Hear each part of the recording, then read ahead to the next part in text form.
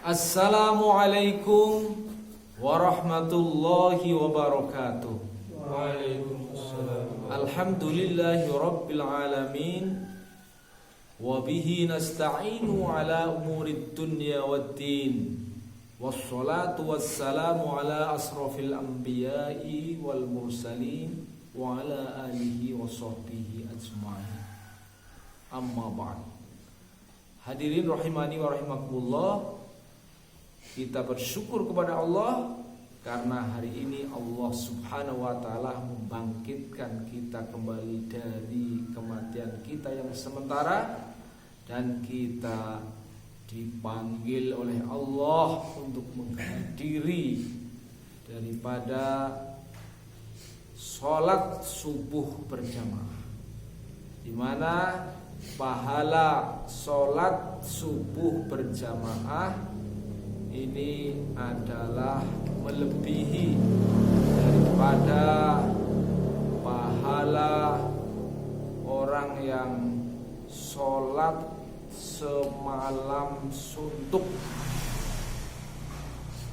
Bahkan kita mengamalkan sholat sunnah sebelum subuh, ya, qobliyah subuh, rakaataini qoblal fajri khairum minad dunya wa ma fiha. 2 rakaat dikerjakan sebelum subuh, ya, itu lebih baik daripada apa? Dunia dan seisinya. Kemudian kita sholat subuh berjamaah, itu kita lebih baik daripada sholat semalam suntuk. Luar biasa. Hadirin rahimani wa rahimakumullah, kemudian kita bersama-sama belajar bagaimana mempelajari amanah dari Allah Subhanahu wa taala. Apa amanah dari Allah Subhanahu wa taala? Agar kita berpegang teguh terhadap Al-Qur'an dan sunnah Nabi. Salah satu hal penting yang akan saya sampaikan di sini adalah bahwa Al-Quran sebagai mukjizat Allah yang terbesar yang diberikan kepada para nabi, ini wajib kita pelajari, ya, kita amalkan dan kita sampaikan. Semakin kita pelajari ini Al-Quran, maka kita akan merasa semakin kecil, semakin kurang, semakin bodoh, ya, semakin tidak tahu, gitu ya. Jadi Al-Quran ini kita pelajari, maka ternyata di dalam Al-Quran itu ada banyak sekali, ya, firman-firman Allah dengan pesan-pesannya yang luar biasa. Seperti misalnya Anda melihat laut, ya, dari luar, maka yang akan kelihatan laut, gitu ya. Mungkin ketika Anda masuk ke dalam laut, melihat di situ banyak ikan dengan segala jenisnya, banyak karang dengan segala jenisnya, banyak berbagai macam tumbuh-tumbuhan dengan segala jenisnya dan seterusnya. Semakin terbelalak. Luar biasa, ya kan? Jadi begitu juga kita belajar Al-Quran. Kelihatannya kalau kita melihat mushaf seperti buku biasalah. Kalau saya baca paling 1 hari rampung, gitu ya, kalau bacanya cepat, gitu ya. Tapi ternyata setelah dikaji, didalami apa yang terkandung di dalamnya, Masya Allah, ternyata Al-Quran ini adalah segala sumber daripada ilmu. Semuanya ringkasan hidup itu ada di dalam Al-Quran. Al-Quran itu memberikan informasi tentang petunjuk hidup dan kehidupan. Bahkan hidup sebelum ada kehidupannya. Kehidupan sebelum kita hidup dan kehidupan setelah kita hidup di dunia, ya. Di alam malakut, alam kandungan, alam dunia, alam akhirat kelak semuanya sudah diinformasikan. Bagaimana cara memanfaatkan bumi, ya, memanfaatkan alam, bagaimana kita bersikap, ya, kepada Allah, kepada sama manusia, kepada lingkungan, semuanya itu ada di dalam Al-Quran. Masya Allah. Hadirin rahimani wa rahimakumullah. Kemudian bagaimana kita mengamalkan Al-Quran. Untuk mengamalkan Al-Quran kita juga perlu belajar. Belajar mengamalkan Al-Quran dari apa yang kita bisa, dari apa yang kita tahu, ya. Oleh karena itu kita perlu mengkaji Al-Quran supaya kita tahu apa yang dikehendaki Allah dalam kehidupan ini.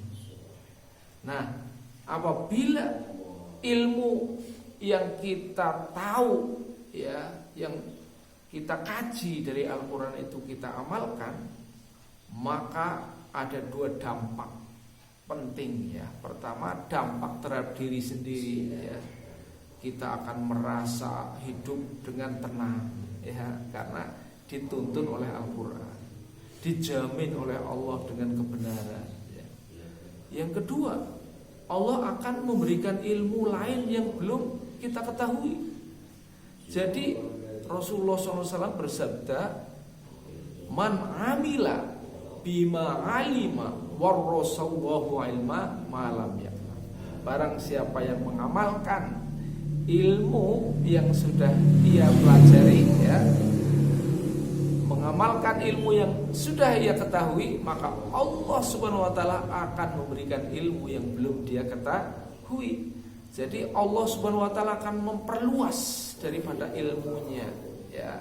Tadi amalnya akan memberikan dampak keselesaan hidup, ya, matlamat hidup yang kita cari apa, ya.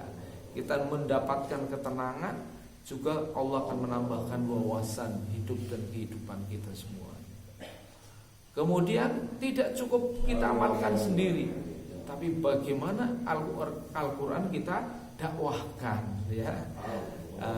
Kita dakwahkan seperti pada surat Wal Asri, innal insana lafi khusrin illal ladzina amanu wa amilus solihati wa tawassaw bil haq wa tawassaw bis sabr, ya.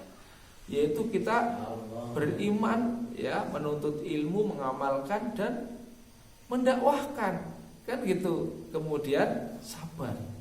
Mengapa kita perlu mendakwahkan Al-Quran? Ya, pertama, kita sendiri akan diberikan oleh Allah Subhanahu wa taala manfaat terlebih dahulu, ya, sebelum orang lain. Karena yang paling dekat dengan mulut kita, ya, adalah telinga kita. Yang paling dekat dengan mulut kita, ya, adalah tubuh kita. Jadi apabila kita mendakwahkan ini Al-Quran, ya, kepada orang lain, sesungguhnya kita telah mendakwahkan terhadap diri kita sendiri. Tetapi dampaknya bisa dimanfaatkan oleh diri kita sendiri dan orang lain. Orang lain itu mau mendustakan, mau mengikuti, bukan urusan kita, ya. Urusan kita adalah mengamalkan, menyampaikan. Apabila mereka mendustakan, kata Allah, fa in kadzabuka faqur rabbukum dzu rahmatin wasi'ah. Apabila ayat-ayat yang kita sampaikan ternyata didustakan, katakan rahmat Allah itu adalah maha luas. Mengapa kita perlu menyandarkan kepada rahmat Allah Subhanahu wa taala? Ya, karena keselamatan kita di bumi, di dunia, kemudian nanti di akhirat nasib kita masuk ke dalam surga atau masuk ke dalam neraka, ini bergantung daripada rahmat Allah, ya. Kalau kita mendapatkan rahmat Allah, insya Allah walaupun amal kita tidak banyak, ya, tapi kalau Allah berikan rahmat, bisa saja Allah selamatkan masuk ke dalam surga karena rahmatnya. Kan begitu. Kan kita sering mendengar cerita orang yang amalnya baru sedikit sekali ya, tapi dia masuk surga. Siapa itu? Di zaman Bani Israel ya, ada orang yang telah membunuh 99 orang, tidak pernah berbuat kebaikan, orangnya bengis gitu kan. Kemudian dia mau bertobat ya, mau masuk ke dalam agama yang benar ya.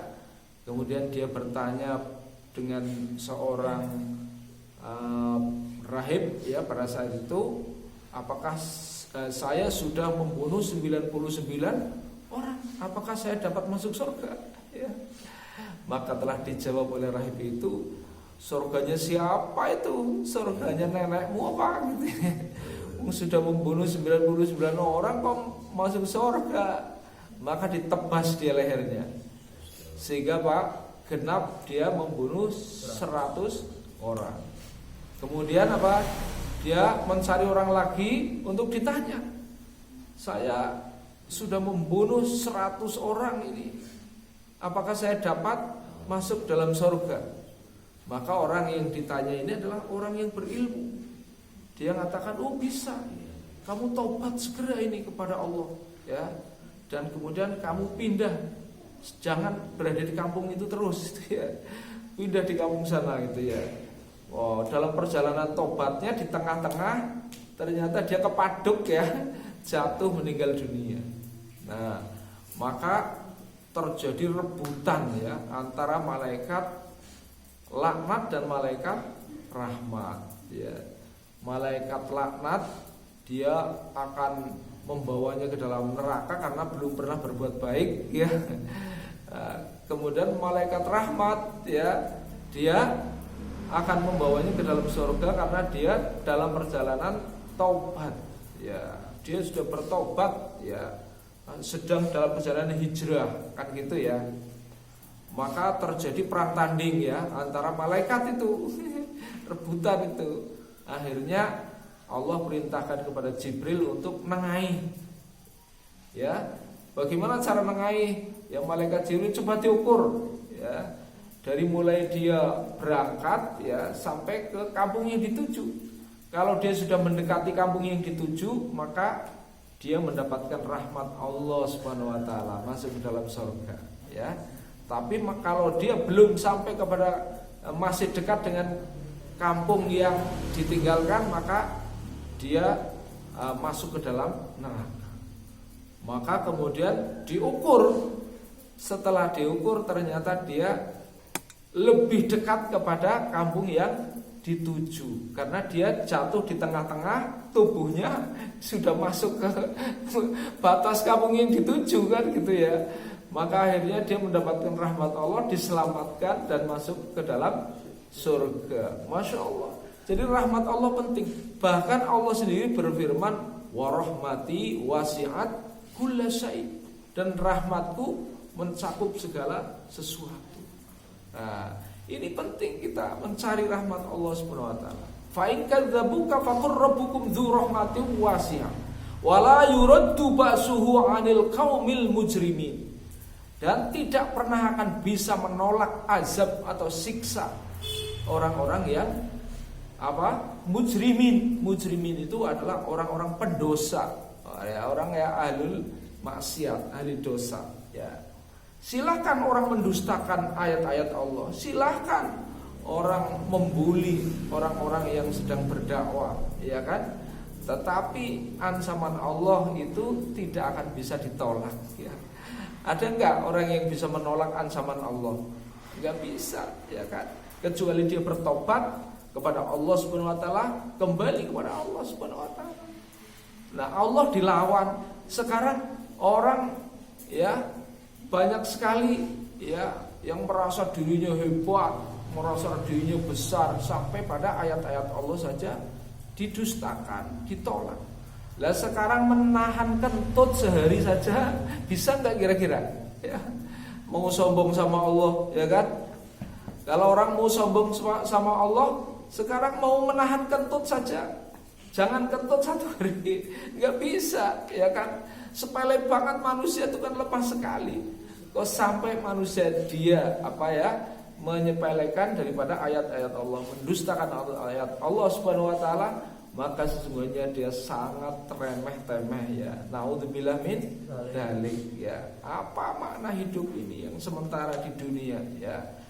Nah, oleh karena itu maka marilah kita bersama-sama belajar untuk menekuni Al-Qur'an, mengamalkan Al-Qur'an dan menyampaikan Al-Qur'an kepada umat seluruh alam. Amin ya rabbal alamin. Terima kasih atas perhatian. Mohon maaf atas segala kurangan. Billahi taufik wal hidayah. Wassalamualaikum warahmatullahi wabarakatuh.